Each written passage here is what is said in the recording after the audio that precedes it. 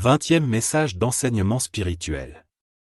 Dicté par l'apôtre Thomas le 16 août 1970.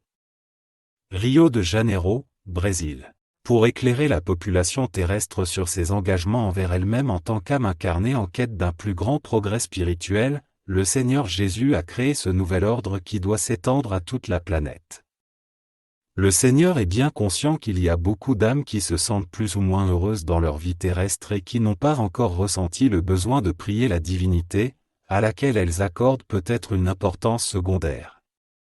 Les âmes qui se trouvent dans cette situation veulent dire au Seigneur que les temps sont sur le point de changer, et il se pourrait que l'expérience tranquille de maintenant change, et que ces âmes se retrouvent dans une situation différente.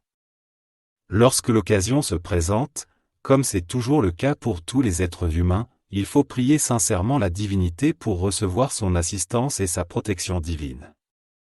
Les situations propres à toutes les âmes vivant sur Terre ont tendance à changer sur des périodes plus ou moins longues, selon le schéma de vie de chaque âme, et il arrive souvent qu'un grand nombre d'entre elles se sentent plongées dans une dépression un peu profonde après avoir vécu des phases de tranquillité plus ou moins prospères.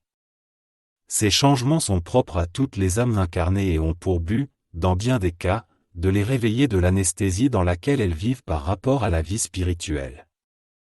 La divine providence, qui suit de près la situation de toutes les âmes incarnées, c'est quand il est nécessaire de les éveiller à la spiritualité, pour leur bénéfice exclusif. L'image qui reste fait partie de l'expérience des âmes incarnées, et son étude est de la plus haute importance pour toutes. Quand on sait combien il est difficile et long, dans l'au-delà, pour les forces supérieures d'accorder aux âmes la permission de revenir sur Terre, et quand on sait aussi combien est grand le nombre d'âmes qui veulent et doivent se réincarner à la recherche de nouveaux niveaux de progrès, il est facile de comprendre la raison des recommandations répétées du Seigneur Jésus et de ses émissaires pour que tous les hommes et toutes les femmes réservent 30 minutes dans leurs 24 heures à la prière et à la méditation, ce qui équivaudra à 2 repas principaux pour l'organisme. Par ailleurs, examinons le phénomène dans son ensemble. Les âmes incarnées ressentent le besoin de nourrir leur corps pour qu'il reste fort et sain, ce qui est tout à fait normal. Mais qu'est-ce que le corps pour les âmes qui s'y incarnent? Est-ce seulement pour travailler et accumuler des richesses qui les valoriseront? Le Seigneur Jésus répond à cette question en expliquant que le but du corps physique est exclusivement de permettre aux âmes de vivre sur Terre le plus longtemps possible, période pendant laquelle elles accumuleront les expériences et les connaissances dont elles ont besoin pour atteindre un niveau spirituel plus élevé. D'où la nécessité de rester en contact quotidien avec les forces supérieures du monde spirituel en priant la divinité, ce qui leur permettra de recevoir inspiration, protection et aide dans leurs efforts. Il devrait donc être clair qu'il existe une dualité d'objectifs pour les âmes qui ont reçu la permission de revenir sur Terre, la possibilité de contribuer au progrès de la planète par leurs études et leurs recherches, mais aussi la nécessité d'atteindre une nouvelle illumination par des œuvres méritoires en faveur de leurs semblables, et l'expansion de ceux qu'ils ont ramenés d'en haut, grâce à leur prière quotidienne à la divinité. Il est également clair qu'aucune âme ne part sur Terre dans le seul but de travailler et de faire fortune pour la léguer à ses proches.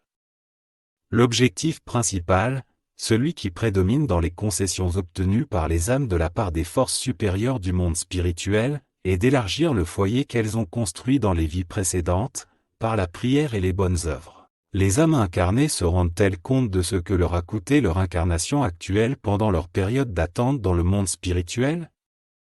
Le Seigneur Jésus les informe que chaque âme qui revient de la terre au moment opportun devra attendre en haut pendant au moins un siècle avant de recevoir la permission de se réincarner. Pendant ce temps, les âmes essaient d'assimiler ce qu'elles ont appris sur terre et ce qui se trouve dans leurs archives spirituelles. Dans cette opération d'assimilation, les âmes s'efforcent de séparer les bonnes des mauvaises actions qu'elles ont commises, une sorte de séparation de l'ivraie et du bon grain. Beaucoup d'âmes effectuent cette opération avec un tel jugement et un tel sens moral que ce travail ne tarde pas à se refléter dans leur aura, où seules leurs bonnes actions apparaissent. Mais comme un siècle laisse place à d'autres études et activités, les âmes stagiaires qui désirent se perfectionner par l'étude pendant la durée de leur stage entrent dans le cours qui leur convient, parmi les nombreux qui existent sur le plan spirituel. Considérez donc les âmes incarnées d'aujourd'hui, les retards qu'elles ont surmontés dans leur dernière étape dans le monde spirituel, et dites s'il leur conviendrait ou non de suivre les recommandations du Seigneur Jésus de rester en contact permanent avec la divinité par le biais de la prière. Vous serez certainement d'accord avec le Seigneur Jésus pour dire que ce contact est indispensable pour tirer le meilleur parti de votre incarnation actuelle. Il y a un point doctrinal que le Seigneur Jésus veut clarifier, surtout pour les âmes incarnées en Occident, afin d'éliminer les doutes qui pourraient surgir. Il s'agit de l'autorité du Seigneur Jésus pour parler à la population de toute la planète, étant donné l'existence d'autres principes religieux dans d'autres pays ou régions de la Terre. Ce point est très facile à éclaircir, le Seigneur Jésus affirmant que tous ces principes, bien que subordonnés dans l'environnement terrestre à des entités différentes, obéissent à une direction unique dans le monde spirituel, qui est celle du Seigneur Jésus.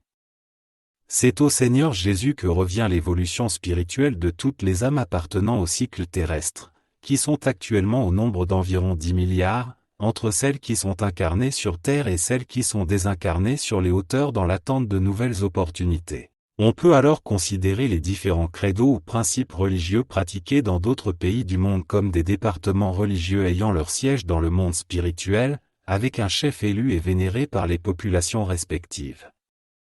Cependant, le chef de tous ces départements religieux est le Seigneur Jésus, et les chefs de chaque département sont ses conseillers. Une enquête dans n'importe quel pays du Proche-Orient ou de l'Extrême-Orient montrera qu'il existe une profonde vénération pour le Seigneur Jésus de la part des principaux prêtres ou mentors de chacun de ces principes religieux non chrétiens. Le cœur du Seigneur Jésus serait donc très reconnaissant si ces messages pouvaient parvenir aux peuples orientaux du monde traduits dans leurs langues respectives, avec la certitude qu'ils seraient grandement appréciés. Le fait que ces messages soient écrits au Brésil est dû à deux circonstances principales. La première est que le Brésil est une nation fondamentalement pacifique, peuplée par un groupe d'âmes qui ont été choisies pour s'y réincarner depuis sa découverte il y a presque 500 ans, et la seconde est que le seul instrument vivant au Brésil est en mesure, en raison d'une circonstance spéciale, de rendre ce grand service au Seigneur Jésus. Le Seigneur Jésus profite de cette occasion pour faire une révélation importante. Le médium qui psychographie ces messages n'est autre que son frère Jacques, né il y a 2000 ans, qui a servi le Seigneur dans diverses incarnations depuis lors. C'est l'une des raisons pour lesquelles le Seigneur Jésus est venu s'installer de préférence sur le sol brésilien, et dicter ces messages ici dans le cadre du développement des enseignements de son nouvel ordre. Ensuite, le Seigneur Jésus souhaite aborder un autre sujet de la plus haute importance pour toutes les âmes en pèlerinage sur terre en ce moment. Le Seigneur fait référence au fait que beaucoup d'âmes sont réfractaires aux enseignements spirites. Vous savez parfaitement que cela est dû en grande partie à l'opposition des religions terrestres à l'étude de ces beaux enseignements, mais cela a deux explications qui se complètent.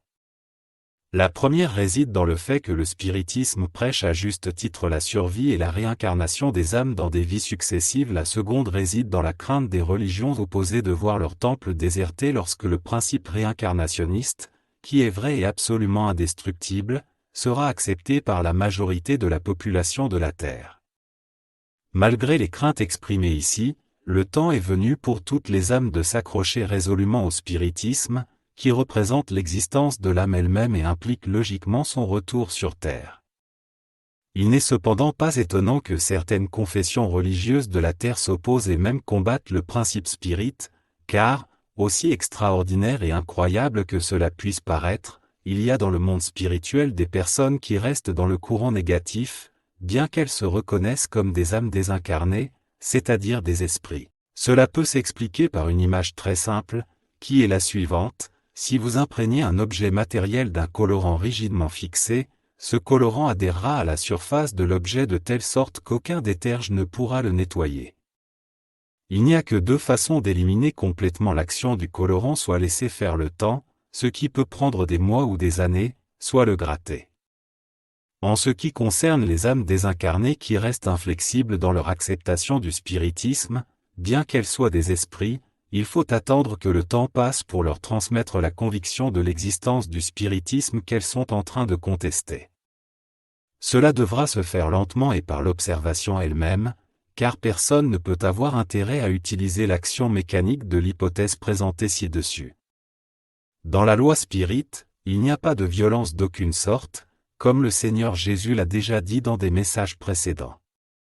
Il appartient à chaque âme individuelle d'appréhender à partir des faits qu'elle connaît la conviction de l'existence de la loi des réincarnations, associée dans son parfait fonctionnement à la survie de toutes les âmes existant dans l'univers. Les religions sont comme les départements d'une seule tête spirituelle dans l'espace.